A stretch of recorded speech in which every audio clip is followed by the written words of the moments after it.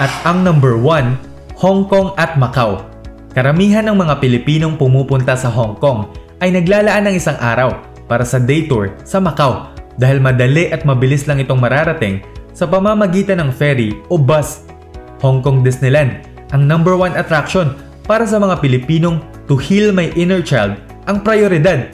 Dapat mong masakyan ang Peak Tram papunta sa Victoria Peak para sa panoramic view ng Hong Kong skyline. Avenue of the Stars naman ang pinupuntahan para sa Instagrammable photos na kita ang skyscrapers sa background. At sa gabi ay mapapanood mo naman dito ang Symphony of Lights na synchronized musical lights display mula sa iba't ibang buildings. Nakakalula ang cable car ride sa Ngongping 360 na may glass floor at malapit lang din dito ang Tiantan Buddha at Po Lin Monastery. Para sa street food at shopping ay nariyan ang Temple Street Market at Ladies Market.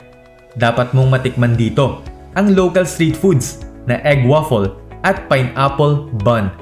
Sa Macau naman ay popular ang Senado Square, Ruins of St. Paul, Museo de Macau at Ama Temple.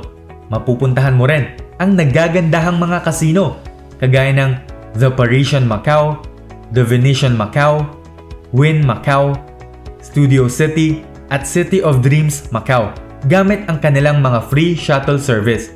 Dapat mong matikman dito ang local street food na pork chop bun at dessert na serradura.